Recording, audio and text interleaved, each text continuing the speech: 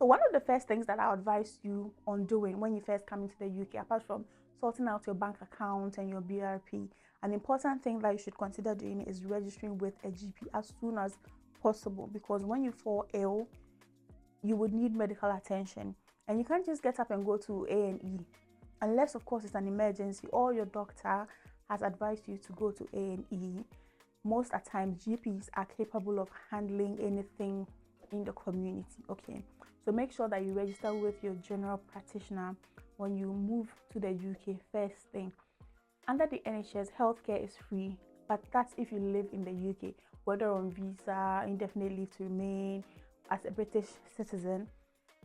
Healthcare is free, but if you are visiting, you'd have to pay for it if you fall ill. Okay, now for those of us that are getting free healthcare under the NHS, it's not completely free. We pay for prescriptions. Yes, sometimes when you take your FP10, it's not even sometimes, always when you go and see a doctor, they give you a prescription on an FP10. Okay, then you take that FP10 to the pharmacy, and the pharmacy will ask you, do you normally pay for your prescriptions? If you're not sure, please just pay for it. Okay, and then later on, if you find out that you actually fall under some criteria to get a medical exemption certificate, then you apply to get that medical exemption certificate, and then you don't have to pay anymore. Off of the top of my head, I know that if you are below 16, you don't have to pay. If you're pregnant, you don't have to pay. And if you are on a low income scheme, you don't have to pay. And if you fall under these criteria, there are many more. You have to look into it, but these are the three that I can remember. You can apply to your GP for this medical exemption certificate. If you are not sure and you say you don't pay,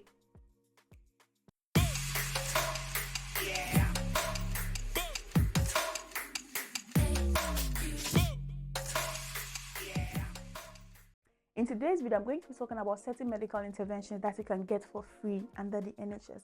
That if you otherwise went private, you would have paid thousands and thousands and thousands of pounds for.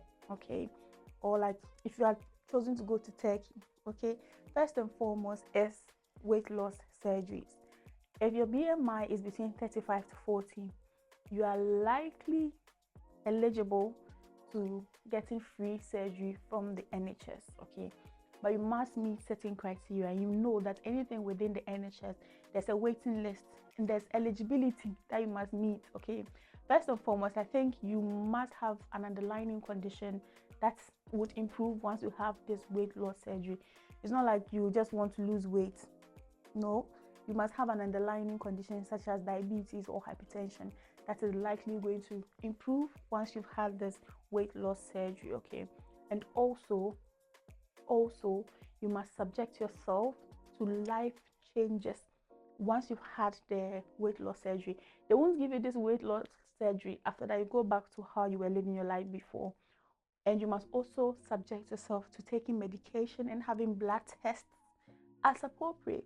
Okay, so you can't just have this weight loss surgery and that's it, goodbye, thank you NHS, and that's it. No, there are things that you have to do after. Life changes. Anything they say do this, you do. Come in for blood test, you come in for blood test. Take this medication, you take this medication. If you're not willing to do that, then you don't qualify. Even if you are willing to do all these things, they are still going to screen and do and select you. So it's not automatic, you see. So it's very difficult. I wouldn't say it's very difficult. It just depends on your situation. You must meet their criteria. But just so you know, and just to give you some form of hope, if you want to do a weight loss surgery and you are with the NHS and you haven't got money to go to Turkey or pay for it privately, I think the last time I checked, just to have a private weight loss surgery is like £7,000. If you don't have £7,000 to pay for a weight loss surgery and you're willing to wait a little with the NHS, you can get free weight loss surgery. The number 2 thing that is free and you can get under the NHS for free is with IVF, in vitro fertilization, for people that are struggling to conceive or give birth. Okay, if you are wondering where you can get help from, because if you want to go private, it is expensive. It is expensive. You are likely going to get it for free within the NHS in England. I don't know about other countries, but with NHS in England, you are likely going to get up to 3 cycles. That means that you do one, it fails, it doesn't work. You do another one, it fails, it doesn't work. And then maybe you do a third one, it fails or it works. They are going to sponsor 3 cycles, up to 3. Not necessarily, I think it depends on your situation and the eligibility criteria that you are meeting. But I know that you as a woman has to be less than 40 years, and I think you and your partner should have been trying for at least the last 2 years or so to conceive and have been unsuccessful. Anything to do with free things, a lot of people are assessing. Okay, so there would definitely be a waiting list for you to go on. So if you are wondering and you are upset or threatened about where you're going to get money to seek for an in vitro fertilization service, then speak to your GP about it. Okay, don't worry, speak to your GP about it. If you meet the criteria, the NHS would help you and pay for it for you for free, up to 3 cycles. I said up to 3 cycles. That's good. So this next one, I mentioned that when I was talking about prescriptions and stuff. If you're a pregnant woman, you can get free dental care and free prescriptions while you're pregnant, and I think a few weeks after being pregnant, under the NHS. So with the dental care, it must be as an NHS patient with dental surgeries.